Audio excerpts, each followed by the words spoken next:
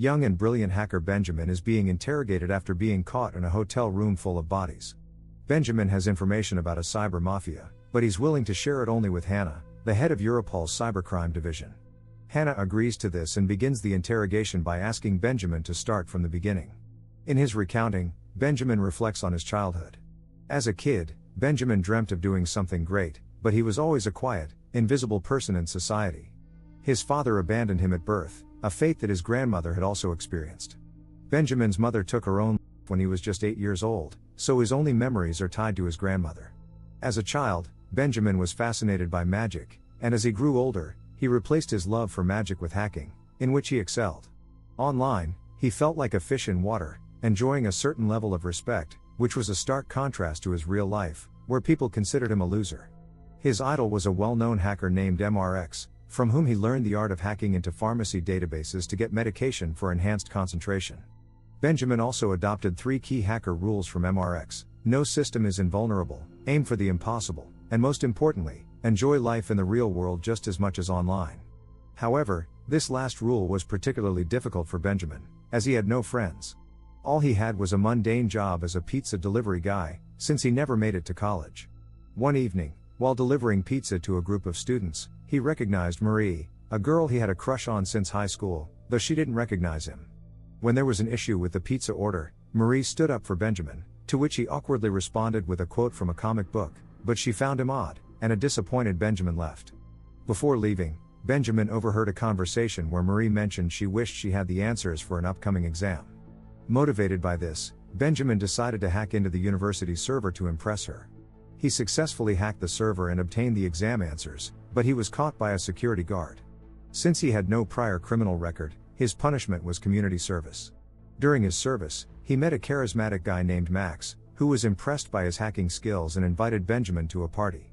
That same evening, Benjamin finds himself at a party, where Marie is also present, but he lacks the courage to approach her.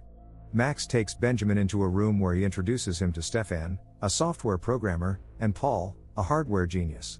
They ask Benjamin to demonstrate his hacking skills. Without much difficulty, Benjamin hacks into a laptop and shuts off the electricity in the entire neighborhood, which earns him the respect of his new acquaintances. However, these actions attract the attention of the police, and Benjamin quickly restores the power before they all flee the house. Interestingly, the house doesn't belong to Max, they had just crashed someone's party. On their way out, they run into Marie, who recognizes Benjamin as the pizza delivery guy. Without hesitation, Max pulls Marie into their escape. Once they reach safety, Marie realizes that Benjamin is the quiet kid from school, but despite this, she admits that she had fun and prepares to leave. Back at home, Benjamin finds the door to his house open, and his grandmother is missing. He finds her wandering the streets and realizes her condition is worsening, meaning it's time for her to be placed in a nursing home for proper care. A few days later, Benjamin runs into Max again, who reminds him of the hacker's rules, especially the importance of learning to enjoy life. Max is a master of social engineering and believes that the biggest vulnerability in any system is people, and hacking them is just a matter of technique and approach. As an example, Max pulls an empty donut box and a receipt from a trash can and uses them to convince a clerk that his order was wrong. Afterward, they meet up with Paul and Stefan, steal a van, and head to a political conference. With fake IDs they had prepared earlier, they easily gain entry. Benjamin uses social engineering tricks to pose as one of the event organizers and manages to hack into a computer. The group returns to the van, where they swap the presentation video with their own humorous video. The conference attendees soon notice the suspicious van outside, and a chase ensues, but the group manages to escape. In the present, Hannah is skeptical of Benjamin's story, but she becomes shocked when he reveals a vast amount of personal information about her that he had gathered through hacking. Impressed and intrigued, Hannah listens as Benjamin continues his story. The hackers decide to establish their base at Benjamin's house, as now he has complete control over it. Their antics quickly spread across the internet, which frustrates Paul, while Max becomes obsessed with the fame of MRX and wants to be just as well known. In his videos, Max appears wearing a clown mask, which inspires Benjamin to name their group Clowns Laughing at You, shortening it to the acronym CLAY. The hackers engage in various pranks, such as tampering with financial market charts and executing tricks against pharmaceutical companies. For them, these are merely fun nighttime activities, enhanced by focus-enhancing substances. Their exploits gain considerable attention, becoming hot topics both online and in the news. One day, while shopping, the guys run into Marie. However, Benjamin's shyness prevents him from saying more than just hi, which annoys Max. He takes over the conversation, demonstrating to Benjamin how to interact with girls. Max's mood is unstable, and his charismatic demeanor can quickly turn to rage, especially if MRX ignores their achievements. Meanwhile, the German government begins collaborating with Europol, particularly with Hannah, who is working alongside her partner Martin and their team. Recently, numerous cyberattacks have targeted government systems, likely perpetrated by the group FR13NDS, a Russian cyber mafia that Hannah has been pursuing for 3 years. At the same time, Clay successfully hacks into a contest, allowing them to win a Porsche, which they drive around the city as a demonstration of their skills. The car makes it easy for them to meet girls, whom they later invite to a party at Benjamin's house. Thoughts of Marie linger in Benjamin's mind, and he sets off in the new Porsche to find her. When he encounters Marie at a party, he decides to follow Max's example and kisses her after a brief conversation. However, this is not what Marie wanted, and she leaves. As he tries to follow her, one of Marie's acquaintances hits Benjamin and warns him to stay away from her. The next morning, the group is shocked to see MRX mocking them because Hannah's cybercrime department does not consider Clay a serious or worthy threat. Max becomes increasingly dissatisfied, yearning for recognition from his idol. In response, Benjamin suggests that the group attempt to hack into the BND server, Germany's main intelligence agency. However, this is no easy task, so they start by following a garbage truck that services the BND building, hoping to find something useful in the trash. Among the rubbish, they discover an employee's access card with an email address. The group sends a phishing link disguised as a photo gallery. Without a second thought, the employee clicks the link, granting remote access to her computer. Since she is responsible for creating access badges, they cleverly use her files to order passes for themselves, allowing them to enter the BND building without any problems. While Paul disables the power in the building and Stefan wipes the security camera recordings, Benjamin conducts the hack but takes a moment to set up a little surprise. After the group leaves the building, every printer inside starts printing dozens of cheeky messages from Clay. Deciding to celebrate their successful operation, the group heads to a club where they encounter Marie again. Feeling buoyed by their victory, Benjamin gathers the courage to approach her, but he is crushed to find her kissing Max. Disheartened, Benjamin returns home, and shortly after, Max appears at his window, wanting to talk. In a fit of anger, Benjamin tells Max to go away and insults him, to which Max angrily retorts that without them, Benjamin is nothing. This hits Benjamin hard, as he doesn't want to slip back into the category of a loser. During their heated exchange, he reveals that during the BND hack, he stole classified data that he sent to MRX in hopes of gaining recognition. The next day, Hannah heads to the BND building in search of evidence related to Clay's prank. Hannah receives shocking news that her undercover agent who was infiltrating the FR13NDS has been killed. This, coupled with Clay's prank, puts Hannah's position in the cybercrime division at risk. At the same time, when Max, Paul, and Stefan arrive at Benjamin's house, a heated discussion ensues during which Benjamin accuses Max of being manipulative. Paul interrupts their argument as they watch the news, which reports the agent's death, revealing that his identity was exposed due to the data leak that Benjamin caused. From this moment, the Clay group is classified as dangerous cybercriminals. Panic spreads through the group. Stefan wants to flee, while Max blames Benjamin and demands he turn himself into the police. Paul argues that they can't sacrifice anyone in this situation. Benjamin proposes leaking information about MRX and FR13NDS to the police to clear his name. Their discussion is interrupted by a knock at the door. It's Marie, who is concerned about Benjamin's disappearance after that night. Benjamin unleashes his frustrations on her, believing she came to the party only for Max, and tells her he prefers to ignore her and sends her away. The guys decide to unmask MRX, and to reduce the risk of being caught, they use the internet at the library. Hannah's team successfully identifies their location. To his surprise, Benjamin quickly gains access to MRX's private channel, where he is welcomed as a participant and given a task. He downloads the task file, and at that moment, Hannah arrives at the library with police officers, forcing Benjamin to hide under a table, which helps him avoid arrest.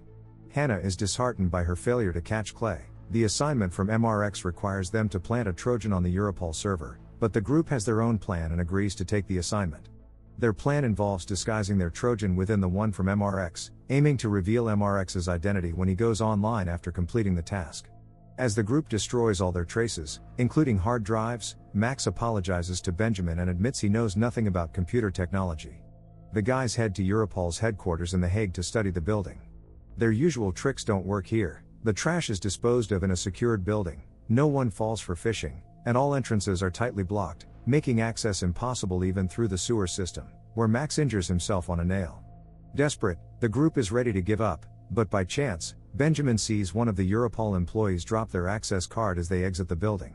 Benjamin steals the card. The guys think it's too dangerous to use their engineering skills on the guard in a government building. Waiting until their friends fall asleep, Benjamin decides to take the risk and heads to the Europol building. There, he pretends to be the cardholder and convinces the guard to let him in, claiming he's looking for a lost wallet. During this time, he manages to install a device that Paul created, allowing access to the Europol network. The next morning, Benjamin contacts MRX to transmit a file containing the Trojan. However, MRX has already figured out their plan and activates the camera on Benjamin's computer, revealing his identity to the entire darknet. The Russian cyber mafia pinpoints his location and begins chasing him. Benjamin manages to hide in a subway tunnel. Upon returning to the hotel, Benjamin discovers that his friends have been killed. Collecting shell casings in the room, he calls the police and asks to speak with Hannah. This moment brings us back to the beginning of the film. Benjamin wants to become anonymous again and feel safe, and he's willing to share information in exchange for entry into the witness protection program. While Hannah contacts her superiors to discuss the deal, Benjamin reminisces about his last evening with Marie. Marie was very grateful to Benjamin for hacking the exams, which led to their kiss. Benjamin suggested that Marie run away with him. Upon entering, Martin warns Hannah not to trust Benjamin, as there are numerous inconsistencies in his story. Hannah counters Martin, believing that Benjamin might be the only one who can help them capture MRX and his accomplices, who are true criminals. Benjamin is given access to a computer from which he logs into the darknet, posing as MRX and claiming to be the police's main informant and collaborator. The real MRX, panicking, tries to reclaim his honor through unsafe methods, ultimately revealing his identity and location in New York. The FBI swiftly arrests MRX. Encouraged by the successful capture of MRX, Hannah informs Benjamin that he will soon receive a new identity. However, she catches a glimpse of a wound on Benjamin's hand that resembles a nail mark. Recalling Martin's words about the inconsistencies in Benjamin's story, Hannah decides to conduct an investigation. She starts at Benjamin's house, where she finds an empty pill bottle, and then tracks down Marie to speak with her. Marie tells Hannah that she hasn't seen Benjamin since he delivered her pizza and refers to him as a weirdo. Next, Hannah visits the doctor overseeing Benjamin's grandmother's care. He explains that Benjamin grew up in difficult circumstances. His mother withdrew due to issues with self-identity, which could have hereditary implications. The medications Benjamin takes may exacerbate these issues. Lab tests reveal that the shell casings Benjamin brought belonged to his grandmother and that no bodies were found in the hotel. Hannah meets Benjamin again, revealing that there were no such people as Stefan, Max, or Paul. They were all figments of his imagination. All the hacks he carried out were done alone, and the nail wound on his hand belongs solely to him. This news shocks Benjamin. He cannot accept the special issues inherited from his mother and begins to doubt his own identity. Hannah delivers another devastating blow. He cannot be included in the witness protection program due to his issues with self-identity. Panic engulfs Benjamin as he fears that FR-13NDS will find him, and the news about his traits leaves him struggling to comprehend reality. He breaks down. Feeling sympathy for him, Hannah makes a concession and gives him another chance. On the way to court, she provides him access to a computer, telling him that the witness protection program is something he could easily hack into, leading him toward creating a new identity for himself. However, she agrees to this only on the condition that Benjamin never engages in hacking again. Benjamin officially gains his freedom, after which he dyes his hair and escapes the country by ferry. He reunites with Marie, Paul, Max, and Stefan, clarifying that he has no issues and that the entire story was just a fabrication created by the Clay Group to hack Hannah herself. Following their successful escape, Benjamin considers himself a threat to his friends, but they refuse to abandon him in his time of need and decide to deceive Hannah. Marie's knowledge of the law regarding the impossibility of entering the witness protection program was key. They intentionally created a story filled with inconsistencies. They even fabricated a fake wound on Benjamin's arm to match Max's, and the shell casings from his grandmother's box were the last crucial detail. Meanwhile, Benjamin, upon gaining access to the computer, chose not to enroll in the witness protection program but instead deleted all information about himself and his friends. For them, a new life begins, starting with a completely clean slate.